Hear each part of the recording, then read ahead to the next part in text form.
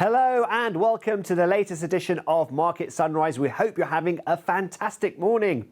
Today we'll be looking at what's moving markets around the world. The big beautiful bill, insurance stocks that are seeing big swings, Jay Powell sticking to his guns, and stick around to hear more from our exclusive interview with Kraken co-CEO Arjun Sethi and how he threw away millions of dollars of Bitcoin by mistake. So grab that coffee and let's own the morning.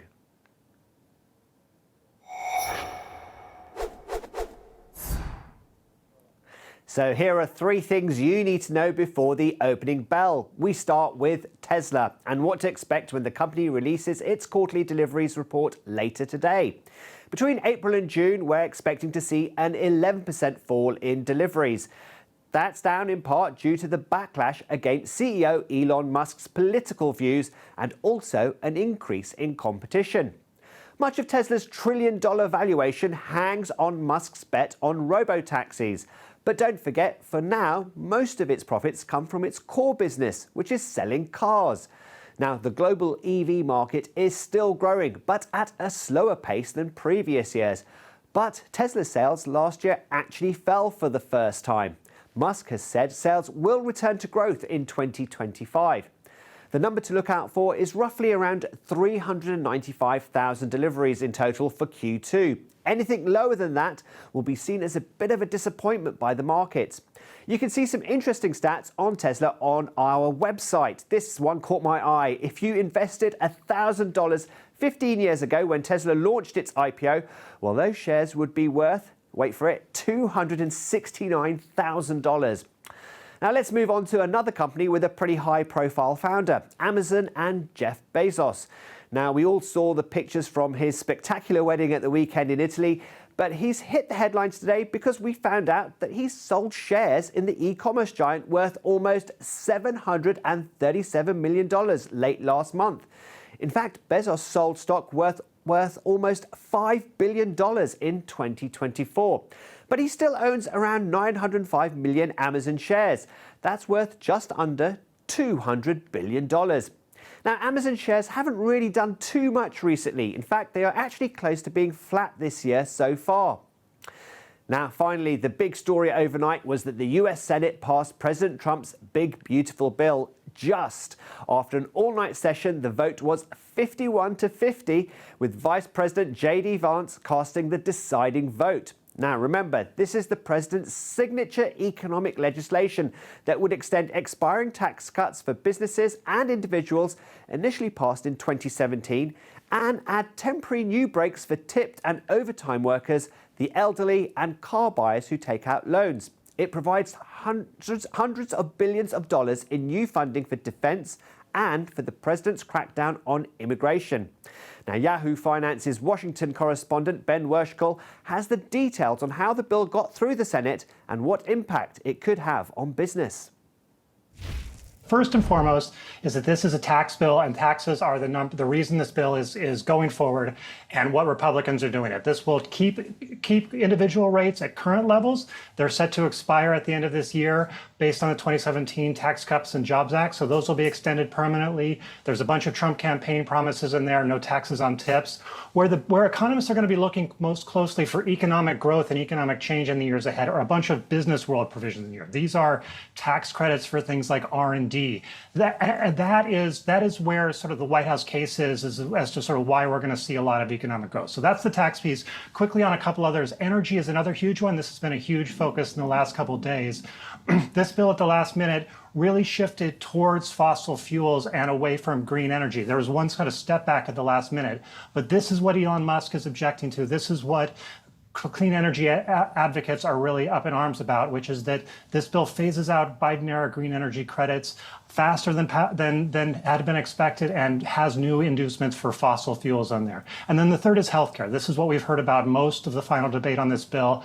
Most of the focus rightly is on the fact that projections are here that 11 million Americans could lose their health insurance as a result of this, but purely on the economics, this is a bill that takes about $900 billion out of the healthcare sector over the coming 10 years. So that's going to have a lot of economic ripples that we're going to be talking about. So those are the big three. There's a lot more for certain.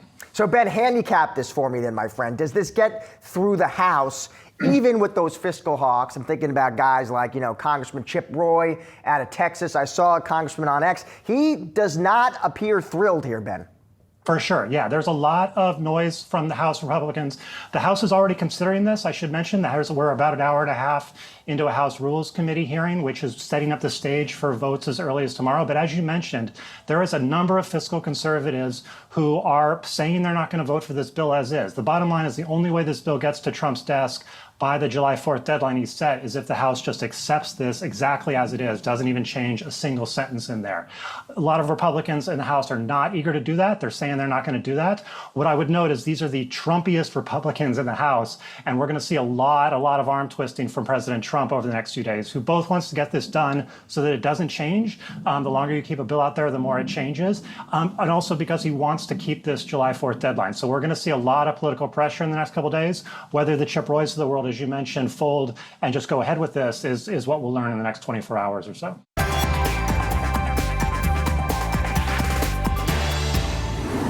Well, we start our trending tickers with Spanish bank Santander. Shares of the UK-listed lender popped 3% on Wednesday after it announced it would acquire TSB, a British retail bank, for about $3.5 billion. Now, TSB is currently owned by another Spanish bank, Sabadell.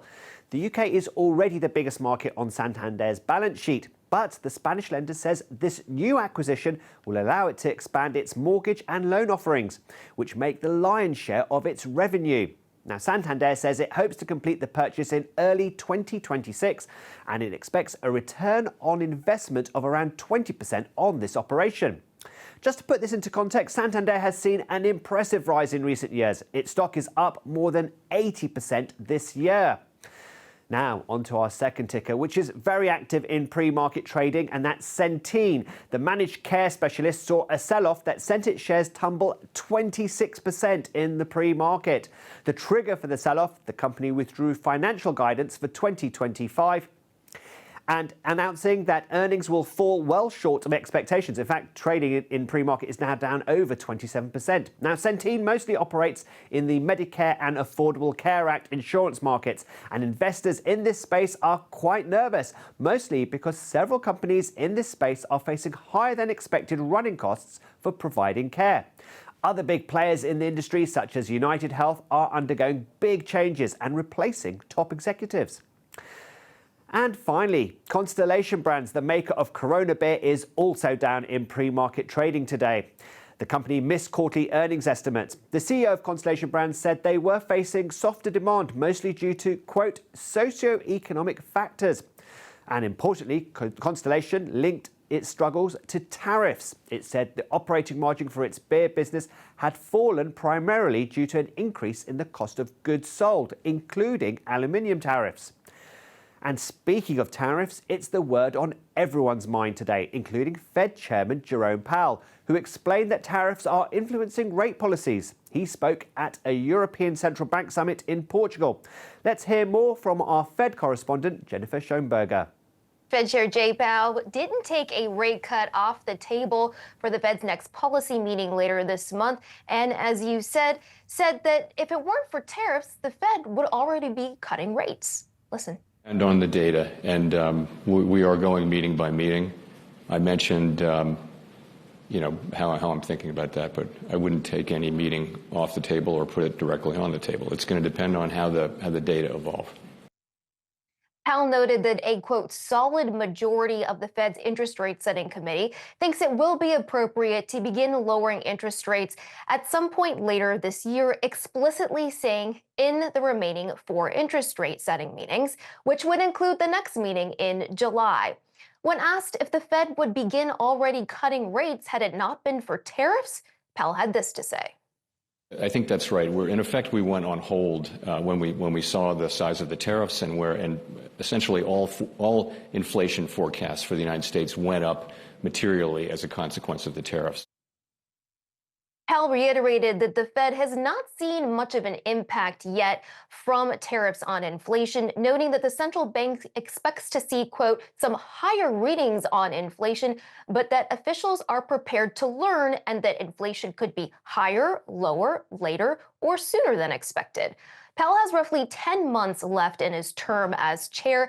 And when asked what keeps him awake at night, he says he wants to turn over an economy to a successor that is in good shape. Asked whether he would remain on as a Fed governor after his term ends as Fed chair next May, Powell said, "I don't have an answer for you today." Some fantastic analysis there from Jennifer. Now it's time for our break, but stay put to hear our latest market movers and to hear from Kraken co-CEO Arjun Sethi.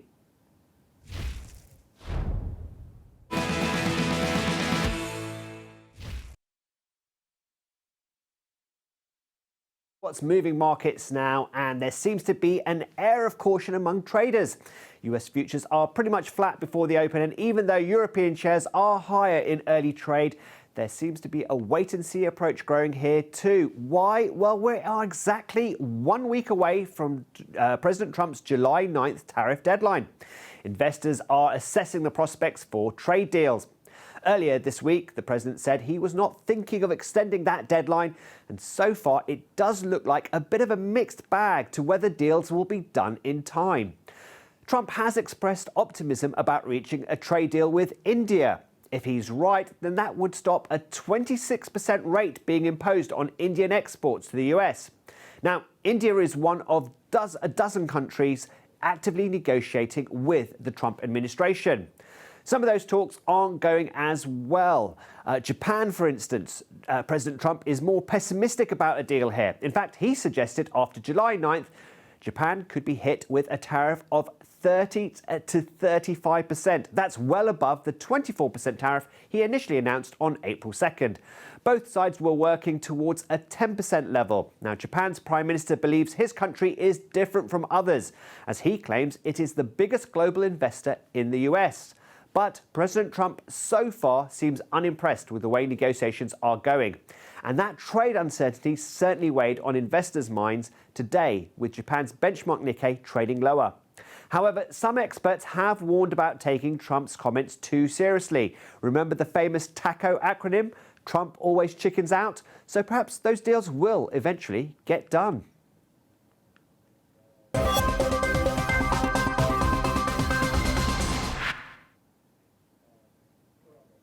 Now, before we air the second part of my exclusive interview with the head of Kraken, I think it's important to understand the bigger picture and what's going on in the crypto world.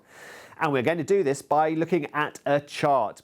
So on the face of it, 2025 was supposed to be a boom year for crypto. But truth is, as you can see on screen, while Bitcoin is up, other major cryptocurrencies are actually in the red for the year. Here we have Solana and Ethereum, both major players in this field that are both down significantly after some big swings. Well, despite key legislation that is expected to pass in Congress, and even if President Trump and his family have ventured into the sector, beyond the bullish headlines, crypto assets are facing steep declines. According to a Bloomberg calculation, more than $300 billion of crypto value has been wiped out so far this year. Bitcoin is now about 2/3 of the total market value of crypto assets. That's the highest since 2021. So can crypto fear a mass extinction event? Well, it wouldn't be the first time, and the crypto world is certainly used to volatility. On the other hand, tokens like Maker or Hyperliquid, along with other projects linked to decentralized finance protocols, are on the rise. And the traditional crypto platforms like Kraken are opening new markets. So let's now hear from Kraken co-CEO Arjun Sethi. That's the second part of our exclusive interview. I wear a bunch of different hats alongside Kraken. And so at Tribe, the real goal at Tribe really was that in a world where capital is about who you know versus what you know, how do you build to be able to bifurcate against that? And the reason I say that is that we never wanted to have an entrepreneur come to us and meet with us and pitch their idea and be turned down because of what their resume was, or where they grew up, or who they are, or the color of their skin, or their gender identity. So you take all those pieces out. What really matters is what have they been working on? How is that innovation continuing to grow? How can you quantify that? and then what are the aspects that you can use to make sure that you can identify what's the specific product market feature sets that they have, and how to help them scale and grow that. At Tribe Capital, almost 20 to 30% of our capital is in emerging markets, but these emerging markets companies are just as good, if not better, than what you see traditional companies in the U.S. markets or European markets. And so our goal was to identify the best, and had we done that before? We did. We had identified Slack really early on. Before they went public, we were early stage investors at my previous firm. We had done that with Snapchat. We had done that with Square. We had done that with Lyft. We had done that with Uber. We had done that with a whole host of companies in our life cycle of not just investing, but being operators at the same time. So when you say, does AI exist? AI only works to augment something that's working. So our firm today, what we focus on is that getting the data from those companies, helping them with insights to be able to grow. And through those insights, we're able to then help think through our time, our capital, and our position to be able to get them to be as successful as possible and as large as possible. You said earlier that you wear many hats. One of your other businesses is Termina. How did you get the idea for this? I think if you look at Benjamin Graham and what he had done for accounting and then benchmarking, company A versus company B versus company C, and the whole world of finance that is built upon that, that is essentially what we do in the private markets and now public markets with Termina, which is all the ways in which we invested, all the ways in which we got successful at investing and returning capital to our investors. We wanted to be able to bridge that gap so that we could build software where companies can use it, other funds could use it, other folks that are asset allocating or capital allocating could use it, so that it became more of a standard in the ecosystem. And so I'm happy to say that our data points now are almost 36 million companies have interacted, and we've got data sets around how they interact with each other. And we've got a whole host of folks that think very similar to us, which is how do you evenly distribute capital to companies that are worthy or need it, rather than companies that just have a good pitch but not a good product. Now, another of your businesses is Capital. It's a bank that's focused on small and medium-sized firms. You're providing services to them that normally you'd associate with big firms. So why? Why did you get into it this way? So look, one of the most exciting things about where I get to sit and who I get to work with is that we get to meet with entrepreneurs that have a vision every single day. And then on the other side, and they build great products and they build great software for their customers. And on the other side, you have us as asset allocators that have built companies before, that have scaled them, in some cases to tens of billions of dollars in enterprise value, that have built a roadmap in the way in which we think companies should be built. It doesn't mean it's right or wrong, it just means that it's worked for us in the past. And so what we decided to do is, for a lot of these emerging markets, we used our same infrastructure for how we think about quantifying product market fit or quantifying health of a company. And we started looking at emerging markets that need, again, access to capital. What are the ways in which to do it? But it's not just for startup companies. It's for the mom and pop shop. It's for someone who rotates tires. It's for someone who owns a travel agency. And in a lot of these emerging markets, in the case for Capital, we had a pretty unique value proposition for what we believe we could deliver by being a bank and building software around a bank, bottoms up, right from the beginning, software that was attuned and articulated for those customers, where they could do payroll, where they could lend, where they could do payroll advance on behalf of their employees. They could do expense management in a way where they don't have to go and buy some third-party services that are not for them, but it might be for a US customer. So we built a bank from scratch, ground up. We built the rails from scratch, ground up. And we built a software to be able to touch now, I think, almost over a couple 100,000 merchants just in Mexico, Colombia, and Peru. And then these merchants are able to deposit. They're able to lend, to be able to take loans against their assets. They're able to do now, employee benefits and payroll, everything that they need to do to be able to be successful. For any budding entrepreneurs out there, budding crypto entrepreneurs out there, how do you actually get into crypto in the first place, and how often do you actually use it? So I use crypto every day, and here are the reasons why. I send and receive payments. So Kraken, as of yesterday, has a higher frequency for me, so I use it. But I mean, the story for me was, unfortunately, is an unfortunate one, where the first person that attracted me to the Bitcoin white paper and into the crypto ecosystem was one of my developers in my previous companies. And he was a DevOps individual, so he was working on a lot of our infrastructure, and so he naturally started mining Bitcoin. And so he had given me as a gift for, I believe it was my birthday, a desktop machine with Bitcoin in it. At the time, I didn't think it was worthwhile, and I had a very traditional mindset coming from, raising capital in a traditional mindset and thinking about capital in a traditional mindset. I ended up just throwing away that desktop. That desktop is probably worth hundreds of millions of dollars today, but that's okay. That was the beginning of what sort of allowed me to understand what the ecosystem looked like. I made my mistakes, my trials, my tribulations, and now I start thinking about how to constantly iterate and innovate in that ecosystem. But I think it's a good reminder of long duration thinking, long duration investing, and then long duration innovation building.